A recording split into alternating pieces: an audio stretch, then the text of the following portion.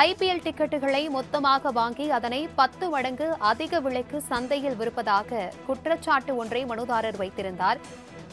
இதனை முழுமையாக விசாரித்து முடிவெடுக்க தற்பொழுது பிசிசிஐக்கு சென்னை உயர்நீதிமன்றம் உத்தரவானது பிறப்பித்திருக்கிறது.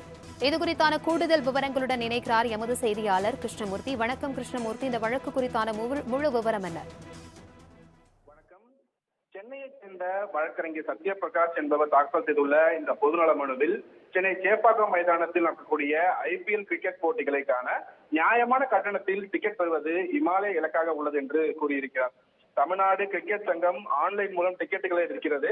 ஆனால் விற்பனை துவங்கிய சிறிது நேரத்திலேயே டிக்கெட்டுகள் விற்று தீர்ந்து விடுகின்றன என்றும், சில சமூக விரோதிகள் டிக்கெட்டுகளை மொத்தமாக வாங்கி அதனை 10 மடங்கு அதிக விலைக்கு கள்ளச்சந்தையில் விற்கின்றனர் என்றும் அந்த மனுவில் குற்றம் சாட்டப்பட்டுள்ளது. குறைந்த கட்டண டிக்கெட்டுகள் கூட 14,000 முதல் 16,000 ரூபாய் வரை விற்கப்படுகின்றன எனவும், டிக்கெட்டுகளை வாங்கி அதிக விலைக்கு விற்பதன் பின்னணியில் மாஃபியா கும்பல் இயங்கி வருகிறது என்றும் தெரிவித்திருக்கிறார்.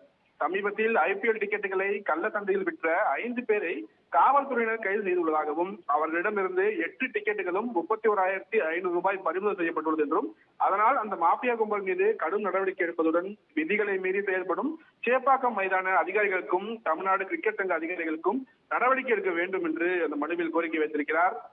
இந்த மனு தலைமை நீதிபதி சஞ்சய் கங்கா பரோலா மற்றும் நீதிபதி சத்யநாராயண பிரசாத் அமர்வில் இன்று விசாரணைக்கு வந்தபோது கள்ளச்சந்தையில் டிக்கெட்டுகள் விற்பனை செய்வது தொடர்பாக வழக்குகள் பதிவு செய்யப்பட்டுள்ளதாக தமிழ்நாடு கிரிக்கெட் சங்கம் சார்பில் தெரிவிக்கப்பட்டது.